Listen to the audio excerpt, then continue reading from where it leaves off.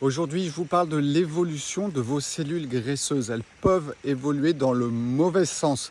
Elles vont aller jusqu'à l'inflammation en passant par l'hypoxie et bien sûr par un phénomène de fibrose à la fin. Donc que se passe-t-il? Premièrement, vos cellules graisseuses fonctionnent bien. Je vous parle des cellules graisseuses de type blanc, d'accord? Je vous expliquais qu'il y avait 3 types dans une ancienne vidéo, mais cette fois-ci, je vous parle seulement des graisses blanches. Donc, à quoi sert une graisse blanche? À capter, à emmagasiner des hormones, des vitamines, des minéraux et ensuite à les relarguer dans le sang quand il y en a besoin. C'est aussi bien sûr une réserve d'énergie, mais pas que. Que se passe-t-il s'il y a trop de substances qui arrivent dans la cellule graisseuse et qu'elle ne peut pas se vidanger dans l'intérieur, dans le sang? C'est tout simplement quand vous entrez dans un phénomène d'élimination qui ne fonctionne plus. Votre corps n'arrive plus à faire sortir les choses qui sont en excès, il est obligé de continuer de les stocker. Va commencer à se mettre en place un milieu anxiogène au niveau de vos cellules graisseuses, de vos paquets de cellules graisseuses. Et là, il y a une hypervascularisation, bien évidemment, qui se met en place. Ça, c'est la phase 2. La phase 3, vous allez passer en hypoxie. L'amas graisseux commence à augmenter. La vascularisation arrive à son maximum et n'arrive plus à alimenter en oxygène vos cellules graisseuses. Ça, c'est le niveau 3.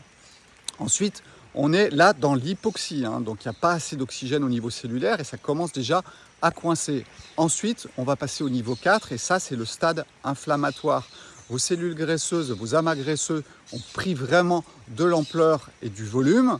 Et ce qui va se passer, c'est qu'il y a une réaction de l'organisme qui se produit, qui va être une réaction inflammatoire. C'est alors qu'il va y avoir l'intervention des phagocytes de type M1. Les M1, c'est ceux qui vont lutter quand il y a des virus, des bactéries, en fait, c'est ceux qui vont détruire. Et puis, les phagocytes M2, c'est ceux qui s'occupent plutôt de la construction. Et vous voyez bien sur le petit dessin que les M1 vont augmenter. Donc, on entre vraiment dans un stade d'agression du corps et d'un stade d'inflammation et presque d'auto-immunité, puisque c'est une réaction de destruction au niveau des cellules graisseuses qui commence à se mettre en place avec ces phagocytes. Donc faites bien attention de libérer du temps à votre corps pour qu'il puisse faire le ménage tous les jours, de le mettre dans des cycles naturels où effectivement il l'emmagasine le soir et il déstocke le matin. C'est ce que je vous apprends dans le jeûne intermittent naturel, le livre ou l'e-book que j'ai créé et qui vous permet d'entrer dans la connaissance des cycles du corps. Si vous les respectez, votre corps bien sûr fonctionne beaucoup mieux et tout se passe bien à l'intérieur. Voilà, c'était important de comprendre l'histoire d'une cellule graisseuse et comment ça peut se terminer mal.